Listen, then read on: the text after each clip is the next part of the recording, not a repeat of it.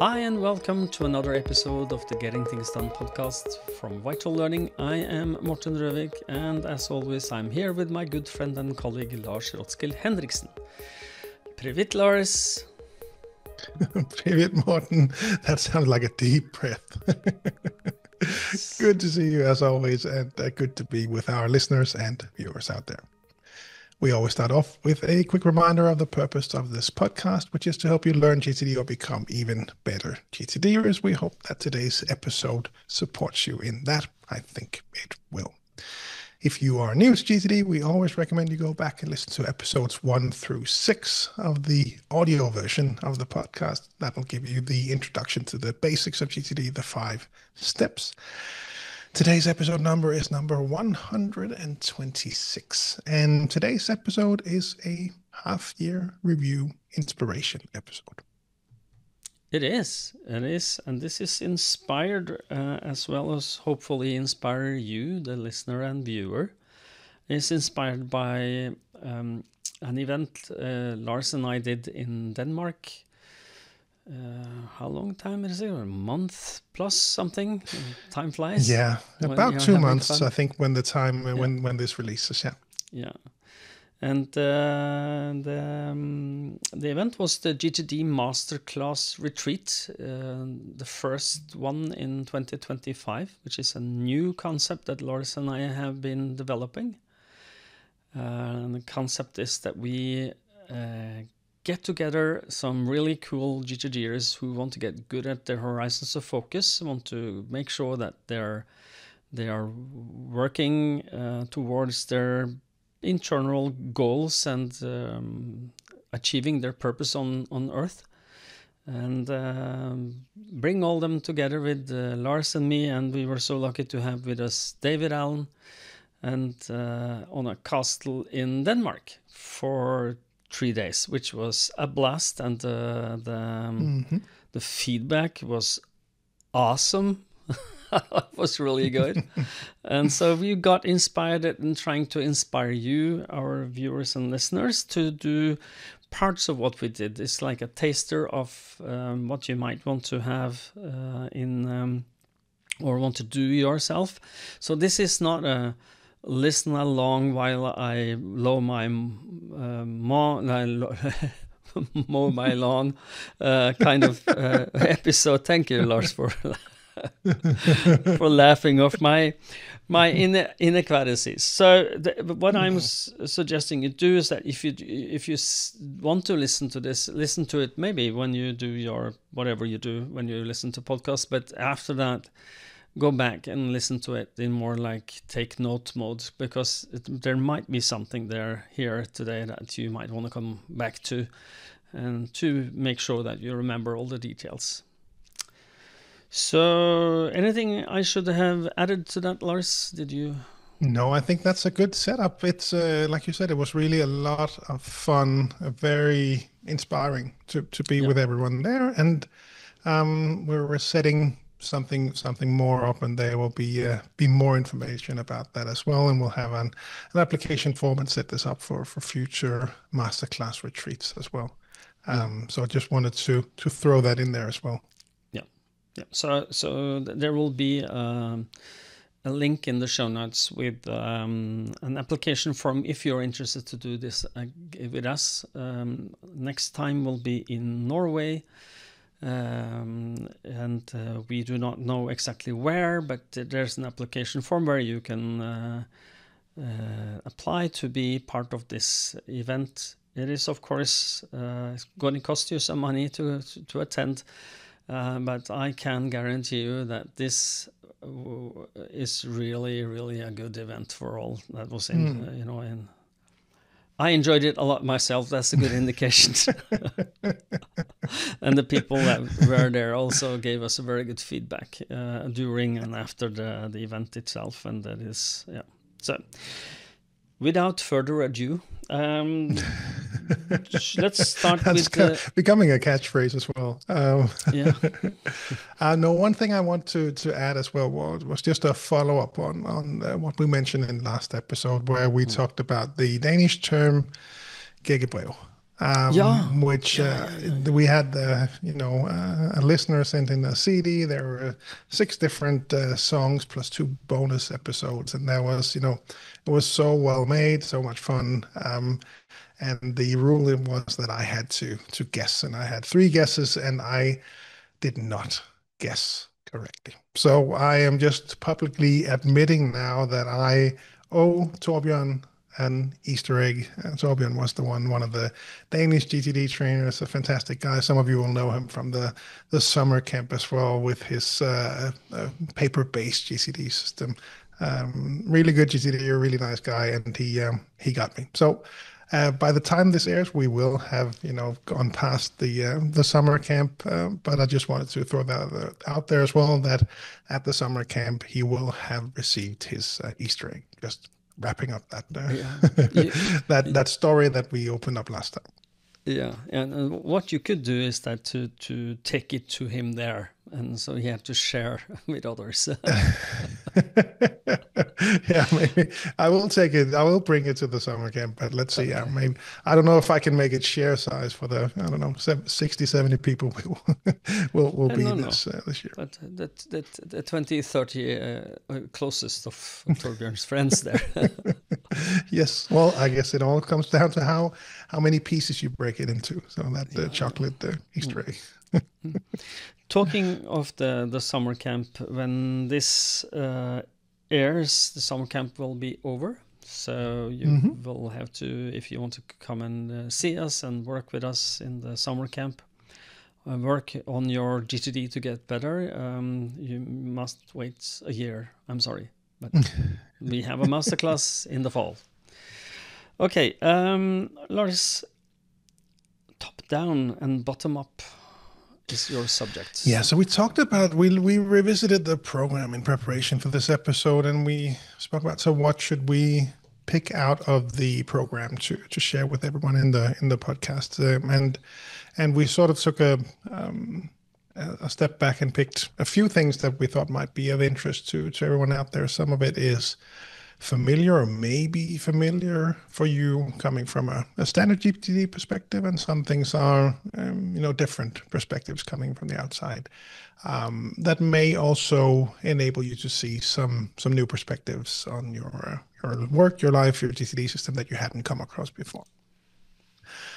The first thing that we wanted to share is one of the exercises that we do in the Danish Level 3 seminars, which I really think is so great to spend time on. And since we label this episode an inspiration to do a half-year review, then we thought this might be a good place to start. If we maybe take a step back just to give you the settings for the half-year review, it's we have the horizons of focus in GTD. We review them at different times. And one of the practices for me and other GTDers, and I think, Morten, you do this more frequently, but at least every 3 months, 6 months, I like to sit down and go through everything, really all the way, from all of the horizons, and go through them and see that they sort of feel like they line up to something that makes sense for me. So for me, it's every 6 months. It's a summer review, and it's around Christmas, New Year's review. So that's when I do it. Morten, do you do it more frequently, or what's your current process with this? No, well, I wouldn't call it a half-year review, but an in-depth review I do fairly often. I look at my system more deeply, maybe every month or something like that, just to make sure that I'm on the right track.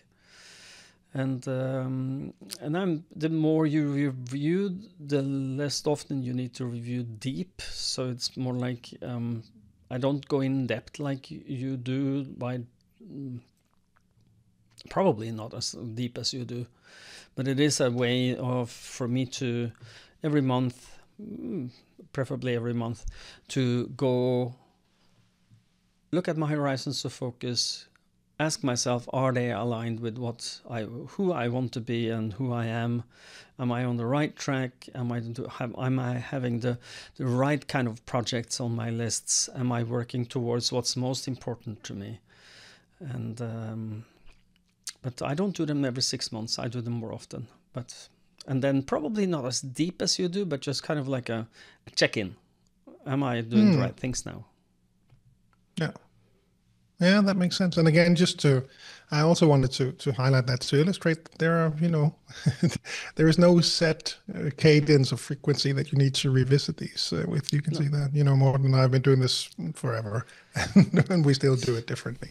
So it's really up to you. But a good solid review, whether you do it on a monthly, quarterly, every 6 months, almost all the time, we can all benefit from a really good, solid, deep review.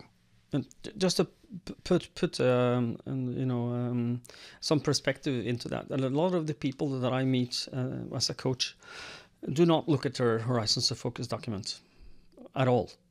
They have created it and filed it and forgotten about it until we talk about it. Well, I have this kind of document. Yeah, okay, let's look at it.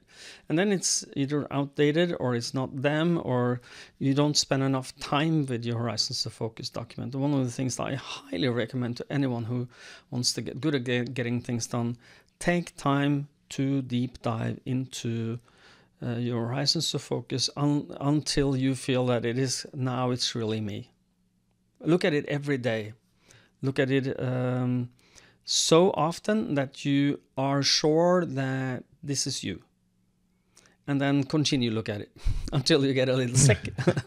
And then look at it every week. And then look at it every month after that when you get a little sick at looking at it. But any less than every 3 months, that is not that is a little too much, I think. And as a rule of thumb for people, because getting things done. Lars and I have been doing this, as you said, Lars, many years, and we do it differently. We do have different approaches. The most important thing is that we do not break any of the, what you call the pillars of getting things done. If there is a pillar there, that should be, you should do some kind of review as often as you need to stay in overview and control of your life, and in direction of what you think is important for you. So how often you do that, that's up to you.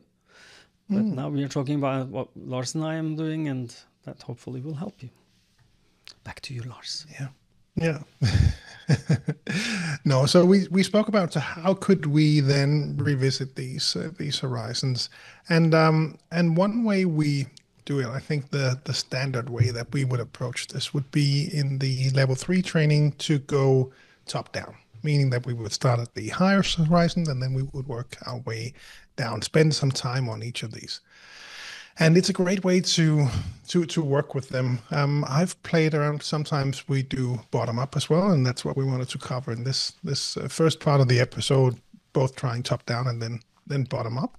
For me, I've tried both. I might even do both. I think both have they provide different kinds of value in how I think about them and how I work with them and the kind of thinking that they generate. So if we start from the top-down version, how might we approach that? Well, if we start at the top with the higher horizons, the top one would be purpose and principles. So really sitting down, and there are different ways to do this and playing around with them. Morten has some approaches. I've played around. Also, you can have, AI or different books will provide some input on how to explore this and finding your purpose. At least for me, it was good to, and it took some time to, over the years, establish these, but really trying to establish a purpose around the family and friends and giving something, helping others, using the skills. And I have those are the kinds of things that I would find on my Horizon 5. And they really help me at least set sort of the boundaries and standards and inspire, I think, for myself. Why is it interesting for me to send an email or deliver a training or have a meeting with Morten? Why is it interesting? Well, it provides me value because it's a step. Why? No, so that it is. At least I remember it was fun to see that clear connection between the lower horizons and the higher ones, in how that might inspire you. So that would be the starting one, Horizon 5. Really understanding the purpose and the principles, the standards that you live and work by. The next step would then be to, if we take the top-down approach, would then be, all right, so we go one step down. If you were really to live that purpose, what might it look like? So that is where we would, go to Horizon 4, which is vision, which, you can play around with the time limits. Maybe that's an inspiration for you to do this half-year review. You might say 3 to 5 years. It might be 10 years. It might be other factors that determine the timelines that you work with. Perhaps, when the kids get to a certain age, or when the kids move out of home, or whatever other timelines might make sense for you. But try to play around with that and really say, okay, so within that time frame, if I really live my values, what does it look like? What does a normal day look like for me? What am I doing? What do I have? What experiences am I having? When you can take different contexts, whether it's, it could be career, your lifestyle, finance, relationships, really explore that. That's still one of my favorite horizons. Moving further down, or adding to that? No. Moving further down. No, so the vision then would influence the goals and objectives, and that is Horizon 3 in the horizons of focus. So within the next 12 to 24 months, 1 to 2 years, or perhaps at the end of next year, what would you want to have achieved? If we were to take some steps towards the vision that you just described based on the purpose that you have defined, what might it look like? What will you be achieving within that time frame? So really try to specify that. And for me, there's a pretty big difference between the Horizons 3 and 4, where Horizon 4 is very blue sky, really far into the future thinking. And Horizon 3 is sort of, all right, so these are the specific steps that I'll take. I don't know, this will be the steps that I take within the next 12 to 24 months, but it might be steps on a journey that takes 15 years or whatever it might be. So there's, the time frame on Horizon 4 can be blurry for me. Horizon 3 makes it a lot more specific and concrete, and again, inspirational in the sense that I can see that these are steps that will take me towards the vision that I have defined, both for myself and the company. Bringing that further down, we then look at the Horizon 2 areas of focus and accountability. So looking at where we are heading, what do I need to, what am I accountable for moving forward, making sure that everything is in order, and what should I focus on? And it's an interesting thing to draw up, especially when you're coming from the mindset of that long-term vision. Some things just stand out more clearly to you when you're coming from that 5-10 year goal or whatever it might be within the different contexts. Then it's for me at least, and what I've seen from other participants, coaching clients, drawing up that areas of focus and accountability map, one for work, one for personal, is really. It provides so much clarity and really shows what you should be focusing on, where your work will be in order for you to move forward towards the vision that we have then defined. Does that make sense, Morten, so far? Absolutely. Anything to add? Good. Then now that we took the helicopter all the way down, this would, I think, be the standard way that we would do it in a GTD training, level 3 training. And of course, you could then look at the goals, break it down into projects within the next 12 months. I need to take these and these and these steps, or for each area of focus, making sure that everything is, all the plates are spinning. You're happy with where they are. If they're not, then look into what do we then need to do to make sure that we get to where we want to be, breaking it down into projects and next action. So we get all the horizons. But I wanted to stop at Horizon 2 and then look back up, because I think that was really a helpful thing for me, and that is also why I chose to share it at the at the Masterclass Retreat. And it's probably something that David came up with, and I just forgot, and I just came back up with it myself. At least it seems to be the case. When I come up with something, oh yeah, David said that in 1994 or something. It seems to be the case that's where those ideas do come from. But at least for me, I think that, having that areas of focus and accountability and looking into the future. So if we start at Horizon 2 and then start to work our way up, for me, that made it a lot. It added a lot more nuance and detail to my horizons of focus. So I think the starting point for most people will be top down, and I think that is probably the best way to start, because you can really do that free. If I were just to, I had actually won the lottery, I have, my bank account, there are so many zeros, I cannot count them. So that's sort of the thinking that at least inspires me when you see the purpose and principles, and then you break it down into that vision. So really, inspirational. If I had, all the time and money in the world, where could I go? Coming from bottom up, it makes it easier for me to add some more details, because that blue sky thinking can really be sort of, there's at least a part of me that is pulling me back a bit. So yeah, okay, let's maybe scale it back a bit. And are we missing something? And where are we really going? And for me, coming from bottom up will then add a lot more detail, because that would mean that I would take my areas of focus and accountability, and let's say I would start on a personal level, and I would walk through each of those sort of main areas, health and the relationship and family and pets and finances and those sort of key components in the areas of focus and accountability for me. And then for each of those areas, I would say, okay, so where should that be 1 to 2 years from now, meaning goals, meaning Horizon 3, or for this areas of focus from a health perspective, where should I be? Where do I want to be 3 to 5 years from now on? And then what does that trigger again back to goals and objectives, perhaps? So it's, you work your way up and down these horizons. But for me, it sort of sets a boundary, I would say, maybe, or maybe not the right word, but a sort of a frame for me to think within, which makes it easier for me to come up with ideas and think more clearly.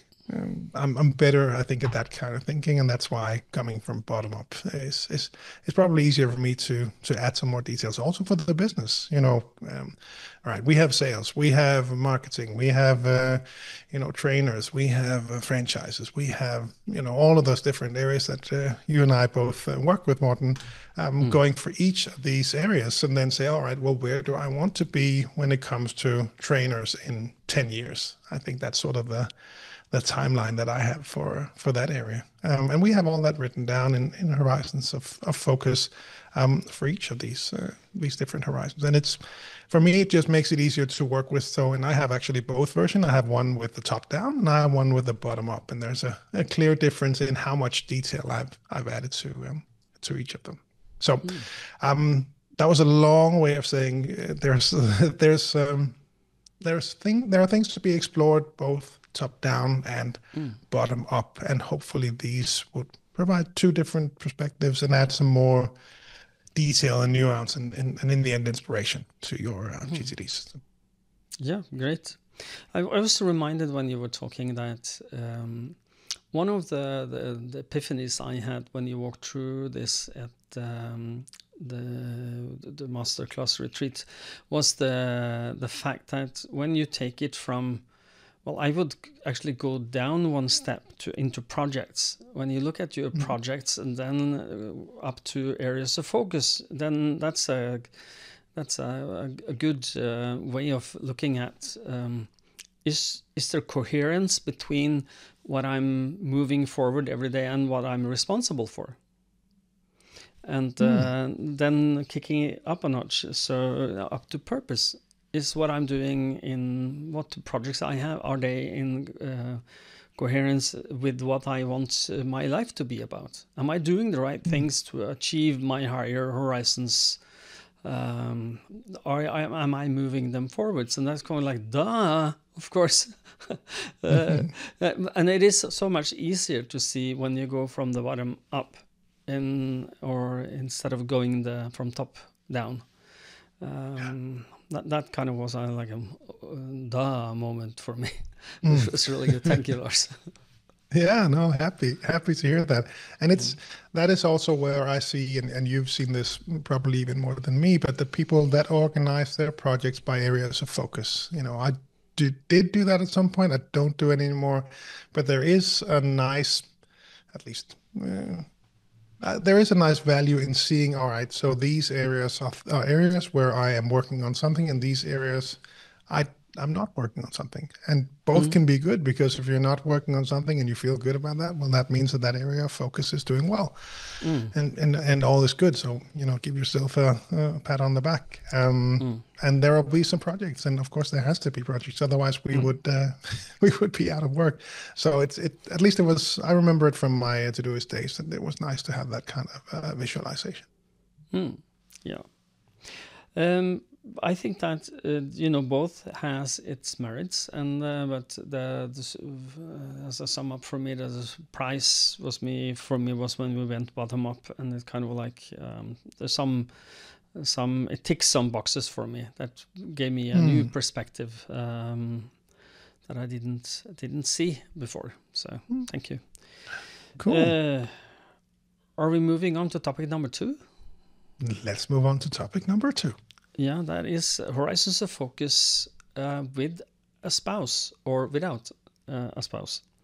So if you have a better half, it might be beneficial for you and your spouse to discuss that, discuss the horizons of focus, and to look at them and see, are we in match?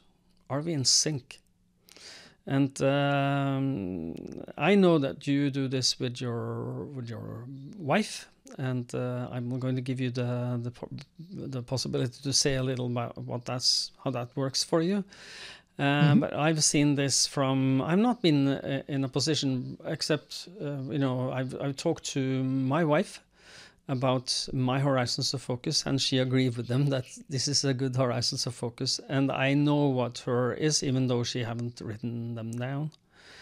But when I see people who are getting things done under their belt, trying to understand the horizons of focus, and when they do, it is time for you. I think it is a suggestion from me. Talk to your spouse about this. Your better half needs to understand who you are. I don't know if that makes sense to you, but it does to me, because the Horizons of Focus document, it tells you what is my purpose, what are my values, what principles will I not break, what is the vision I have for my life and our life together, and just to do that. Exercise with another person makes it possible to course correct. It could be that you are moving in the wrong direction, or maybe your spouse is moving in the wrong direction for the unity of you. So maybe you need to course correct, and then you need to discuss things. And if you never take time, this might be a little strange comparison, Lars, but I think that if you never talk about a will, a will after you're dead, what do I want? It's a testament. What is that called? What is it called in English? A will? It's called a will. Yeah, I think so. Yeah. A piece of paper where you write down what should happen after I'm not here anymore. What do I want with this? But if you don't write a will, it's going to be something you procrastinate. You can't talk about it. It's very difficult to talk about it with your spouse, maybe. And the older you get, the more difficult it gets. So to do this Horizons of Focus discussion fairly early on is a good thing. And if you're young-ish, like Lars, this is a good thing. It is also good if you're not youngish, like I am oldish, but it is still good. But the idea is that if you share your inner thoughts of where you want to go, what's your purpose, what's your values, what's your principles, it makes it possible for you to recognize, are we thinking more or less the same here about what life should be about? And that is a good thing. Because either you will find, yes, We do have a common ground here. We do think the same or not. And if it is a not, if it is no, then you have to think about, what do I need to do about this? Because this is your spouse. So I'm not saying that's a very happy thought, but it is a possible one that might occur. I've been doing this. I don't know if you've done this, but I've been doing this with a couple of, or not a couple, quite a few of my coaching clients, where I have coach one of them, and then suddenly this person talks to his or her spouse, and they come back to me and ask me, can you help me or help us look at this together? And that is, of course, something I'm happy to do, and it has helped to the other person who is not then a GTDer to understand the concept and principles of how to create one. So, and then the beautiful part is when you bring it together. You see, is it a fit? Are our vision for the future the same, or do we need to course correct? And how has this been with your beautiful wife, Cecilia? How has this worked for you? Has she created her own document? We have a shared one. Sorry, I'm just imagining this Norwegian dating show where you are now part of the expert panel, creating horizons of focus for both people and making sure that they are aligning.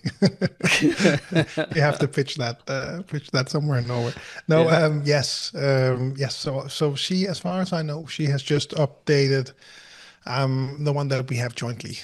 So it just has sections describing, here is the, let's say, the vision for the family. Here's the vision for the kids. Here's the vision for a day in her life. Here's the vision for a day in my life. That kind of distribution. We have separate documents for purpose and principles, I think, and certainly separate documents for areas of focus and accountability. So we have some things shared, and some things we don't have. But I haven't done the way you described. I haven't done that with coaching clients where it was, both of them. But I do know from coaching clients and other GTDers how they might, for some people they would sit down and share it with a partner, and for some people they would share it but not share that this was sort of a GTD perspective, and not in a sort of a bad way. Just sitting down and talking about the future and not saying Horizon 4, but talking about the vision that you have for the future. Yeah. And then, your partner would engage with that and say, all right, it would be really nice in 5 years if we bought that boat. So you can do this explicitly, or you can do this implicitly. I think it can still work. And there's nothing evil, mean stuff going on by not explaining that it's GTD. It's a framework that hopefully inspires some meaningful conversations about the future. Yeah, and you don't have to tell it. It's like getting things done thing. It might be getting things done. What's that? Well, the thing that I've been doing. That might not be the good way, but you can phrase it like, just let's talk about life. This is some of the things I think. What do you think about this? How does that concur with your thinking? How does it fit with who you want to be and you want us to be? And if I was going to ask Cecilia, what do you think, if you want to paraphrase her, what's the value she gets from this? Well, we should invite her in at some point, I guess, to share this honestly. I should interview her about how is it to be married to Lars. Oh yeah, do I dare? Yeah, I think so. No, the clarity, trust, confidence in the future, inspiration.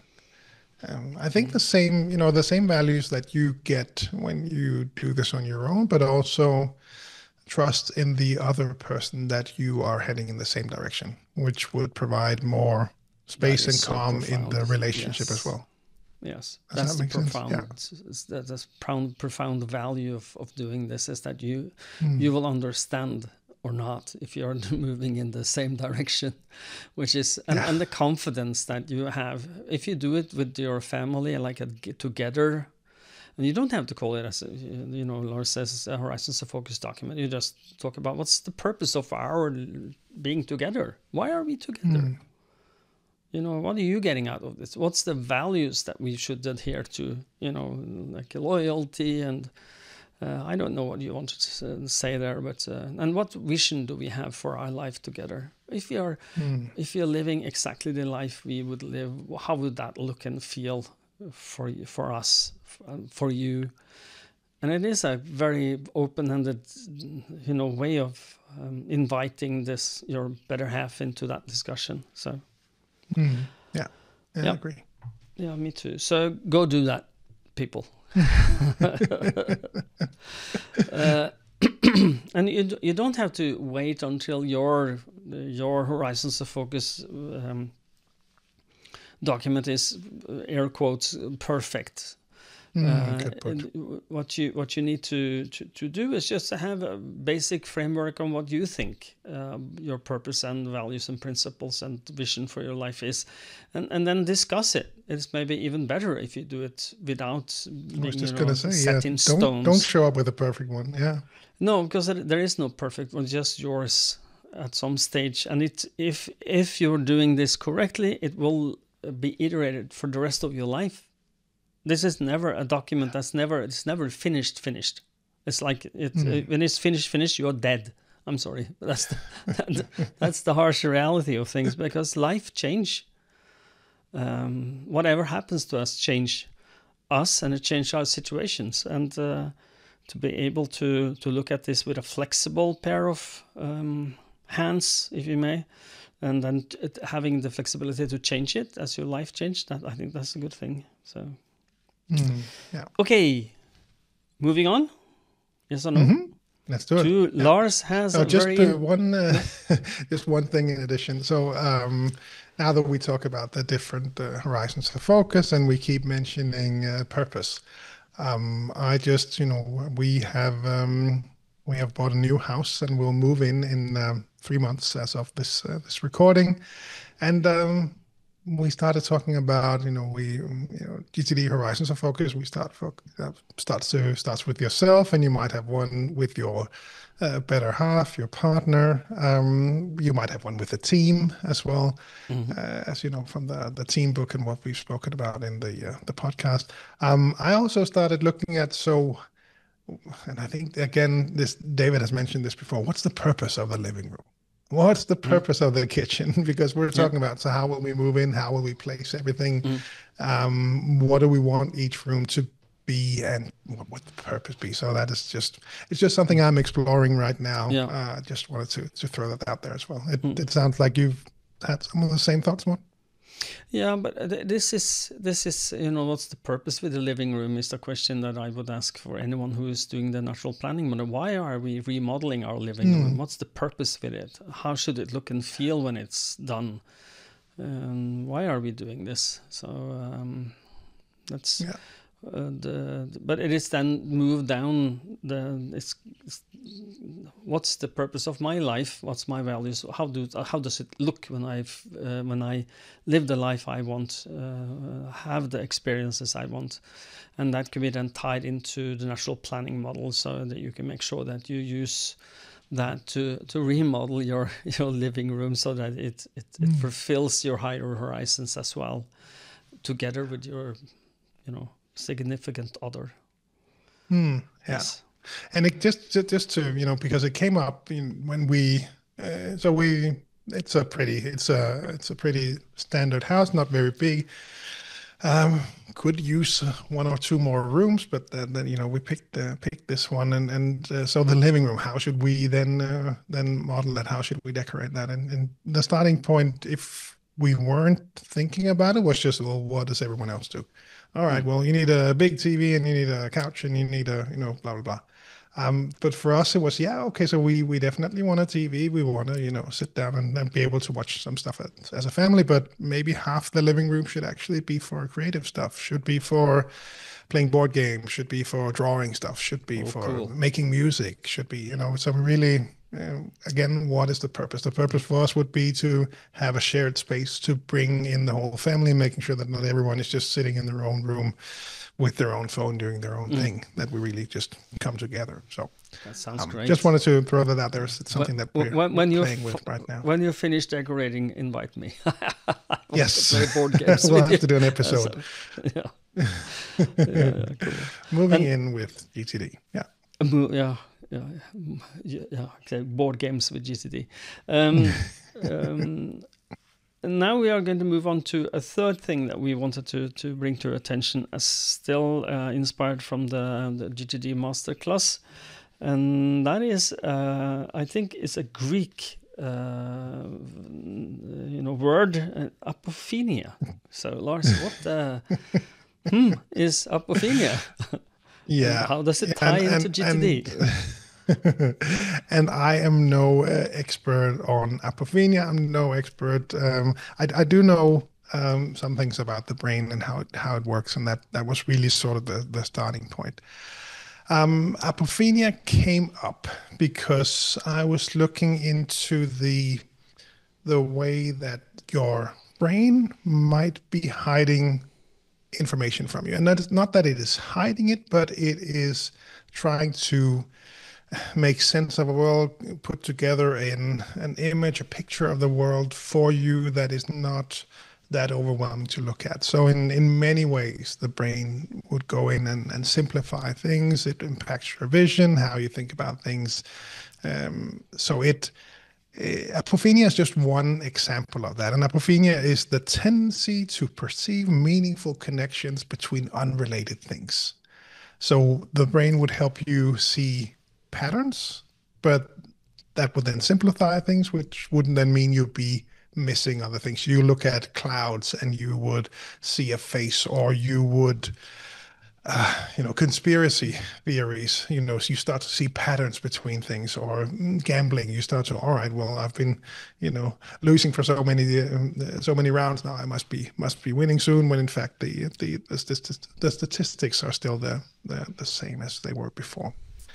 So it's not to say that apophenia is the thing for you to go and research and look into, but just as an example of one of the ways that the brain works that may mean that you are not seeing some things. And that's been sort of an area of interest, let's say, to not confuse Horizon 2, but an area of interest for me that, I'm living my life, but what am I not seeing? The last thing the fish notices is water. What am I not seeing in the water that I'm swimming in? Yeah, and what are you not seeing, Lars? Yeah, exactly. And you have some examples? That's what I'm exploring.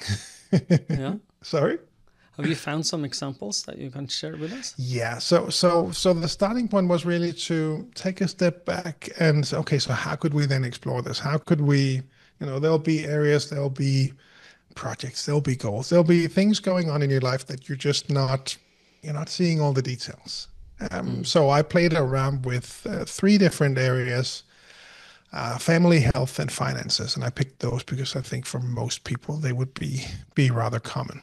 So if we were to start with the family part, a story that you might be telling yourself, those of you who are familiar with Crucial Conversations, this concept will be familiar. And I think this is one of the starting points for my exploration of this topic was actually from Crucial Conversations. But it could be for family. Our family is doing well. We enjoy ourselves. The kids are thriving. We don't have any major conflicts. That might be the story that I would be telling myself. I'm looking at my areas of focus and accountability. Looks good.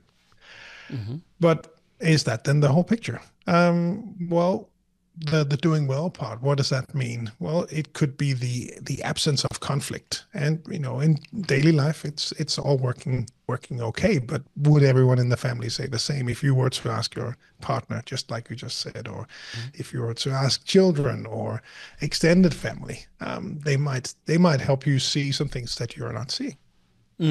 Or it could be things that we have some other assumptions that we just, that would then hide things for us. It could be that we talk every day means, okay, so we have good communication. But in fact, do we then talk about the important things? Do we just talk about who's The black picking up the swans. kids and who's doing the groceries. Yeah, but do we talk about feelings and needs and dreams? Again, coming back to what you were just talking about. What are we each missing but have gotten used to living without? What are taboo topics that we avoid because they're uncomfortable or not urgent, in quotes? Or what invisible roles have we fallen into, and are they still fair and healthy? There are things here again that we at least sit down and explore. If you could change something about your family life, what would it be? Or different check-ins, mini check-ins during the week. How are things actually doing? Or one of the examples was creating a family radar. Self-assess areas like presence, playfulness, emotional support, conversations, or explore breaking routines. Just if you're always doing the dishes, then let your partner do it, or the other way around. Or should we, how should we do things differently, or even have that shared family conversation of what's important in our family. Exactly. So that could be one example with the family part, and trying to explore areas where we are, patterns are hiding things that we just aren't seeing. Yeah. And it is also something that's when you are forming a family or a company, or if you are it has the culture will shape the experiences. So you create a culture in your family or in your department or in your team, and that is either healthy or not. And if you're not questioning that culture by asking yourself, are we actually doing the right things? And then compare it with your Horizons of Focus document on a regular basis, that might be a very well missed opportunity. One of the things that I've been having as a pet peeve for many years is that meeting culture in companies are often not very good.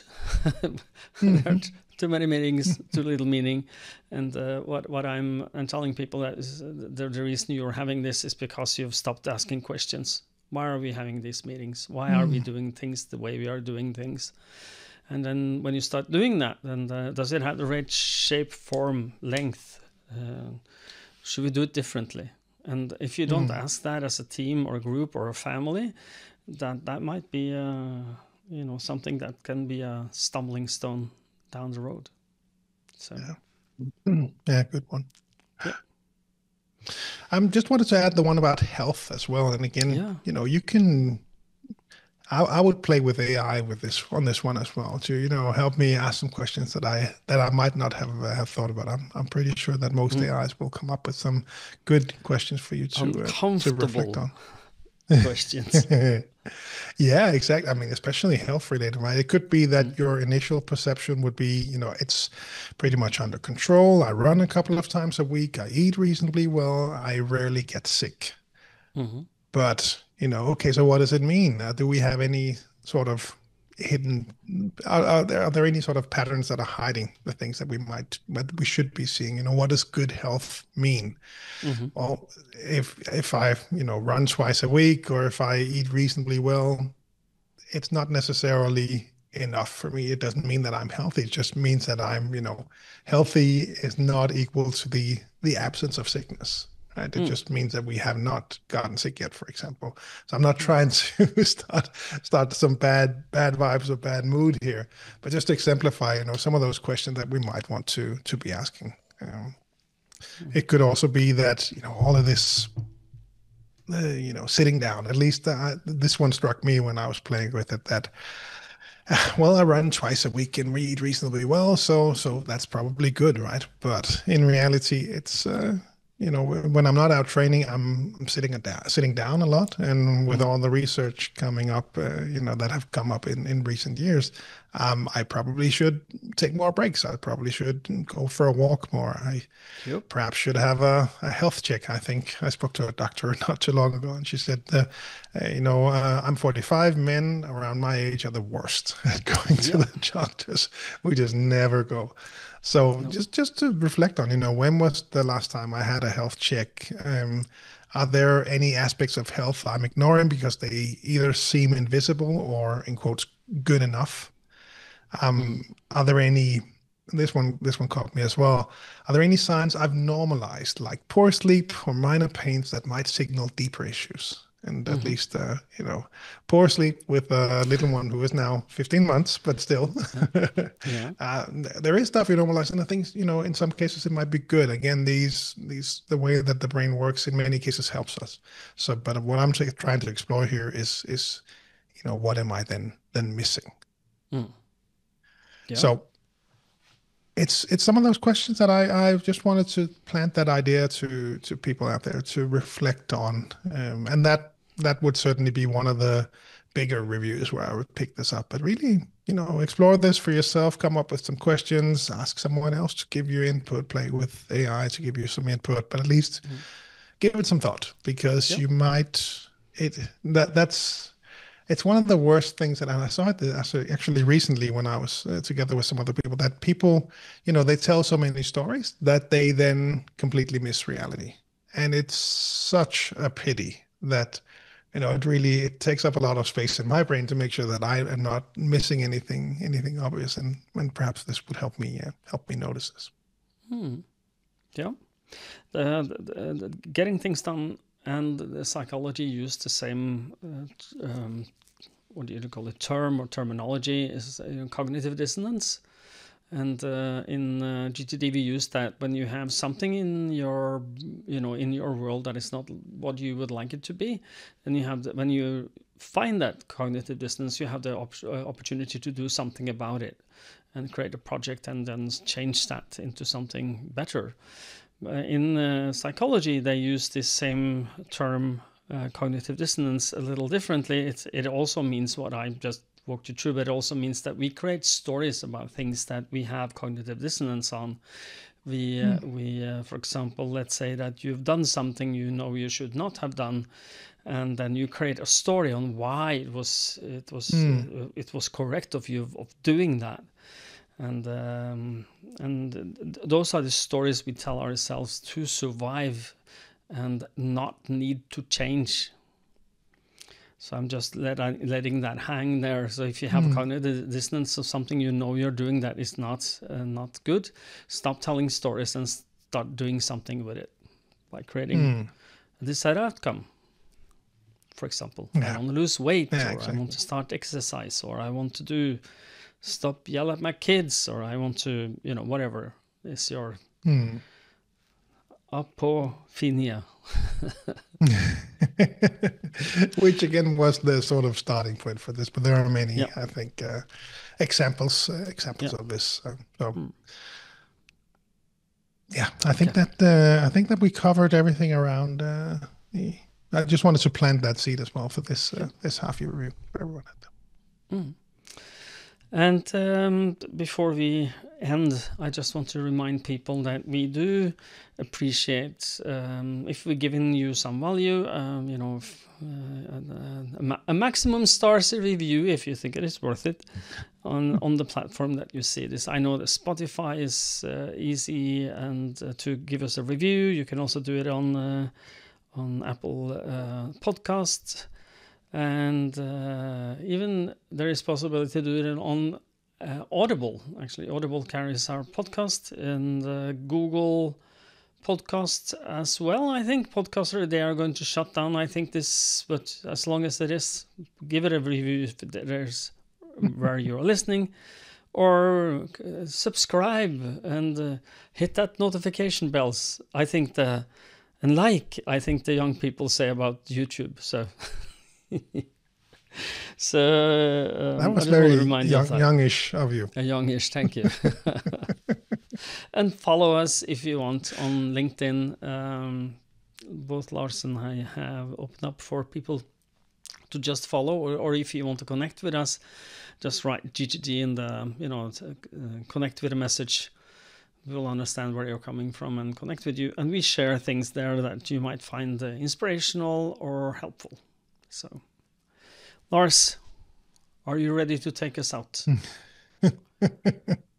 Yeah, let me just one last tip for people out there. The one thing that I did differently, I found myself having some time alone last week, actually, as of this recording. What? And yeah, I know it never happens with 3 young boys, but it happened. I was at a soccer cup, international football cup in Denmark, where my oldest was playing, and it was a very social event. So I thought we had to be there all the time. It turned out that we did not. So I was there alone. In my car, I slept in the back under the stars on the beaches of Denmark, and that sort of inspired the half-year review now. And one thing that I did differently, which was what I wanted to share, was that I had a document, as you described earlier, had it in notes, and I took some of the planning and stuff that we played around with the kids in previous years, where we had made it very visual. So I took the Freeform app and started to make a visual version of my horizons of focus, and how I wanted to, what I wanted to see, where I wanted to put my attention in the next 12 months. So I took the whole document. I picked out the things that I was engaged. So stuff I want to do with my wife, the kids, summer house, the new house. Found pictures to represent all that, and started drawing and started to make it really visual. And that was really cool for me. And I just wanted to remind people that, play around perhaps with different formats. You might be, because I get stuck in the same formats. And so I just wanted to throw that out there to see if you maybe you should try something new. It's very text-based, then try some visual. If you're very visual, then perhaps do some text-based stuff. I know you've played with that as well, Morten. Well, I've been playing with that before, but after I'm married, my beautiful wife Lale, she had this as a way of I wouldn't call it plan the next year, but wish for what the next year should be. So should we do this every year end? We do it together. And what would we like to see happening in the years to come? And it's she's more scrapbooky about it, which means that she's looks in magazines and cuts out both pictures and words that she wants the life to be about the next year.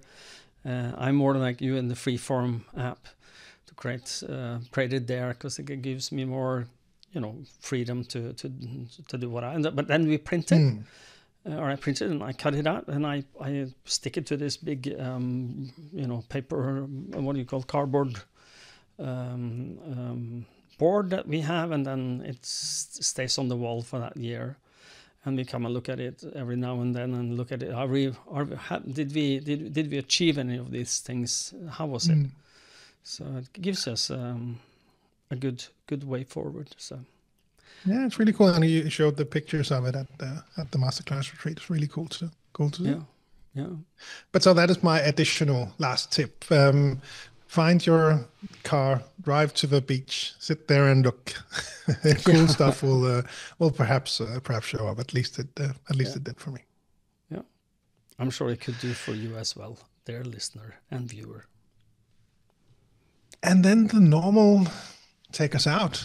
The normal taglines is that we would send you to the gtdsummercamp.com website, but since this recording is released after the summer camp took place in 2025, you can certainly still go to gtdsummercamp.com and have a look around and learn more. But you will see reference to the 2025 edition. So we usually pick up planning in the fall of the year. So in August, September, we'll start to meet and we'll set up a new site there. So I think the plug for this episode has to be the the Masterclass Retreat application. So for those of you who think that this might be for you, an exclusive group of people somewhere in Norway, somewhere in Denmark, we're setting this up now and then really working these higher horizons together with at least Morten and myself. There will be a link in the show notes there for you to fill out. Yeah, and it is a small group. It is we've set a maximum of 12. I think that there's a good amount of people, and prepare to, if you come, if your application is accepted and you accept the invitation that we send you, it's going to be really good. It's going to be, as one of them said, this is life altering for me. It's changed my life from now on and out. This has changed, and that is an investment for who you want to be and where you want to go. A way of elevating that thinking to a new level. So, yeah, okay, completely agree. And the other plug that we share is VitalLearning.eu, because that is where you can go and find the different country websites, learn more about what we do in each of the Nordics plus countries. So VitalLearning.eu, you'll find links to the website in Norway, the website in Denmark, the other countries, information about GTD training, coaching, other trainings that we deliver, newsletter, contacting Morten, contacting myself. All of that you will find from VitalLearning.eu. Yep. If you're outside the Nordics Plus, then cruciallearning.com is the place to go to find your local partners. It is. And if you'd like to get coached by either Lars or me, it's possible to schedule a short meeting with us and to discuss the options, and preferably within the Nordic region. That would be good, because that's our turf. So, okay. I am going to say goodbye, as I've always done, and I probably will do until we stop this at some point. And that is to say, until next time, stay safe and stay productive. Bye-bye. Bye, everyone.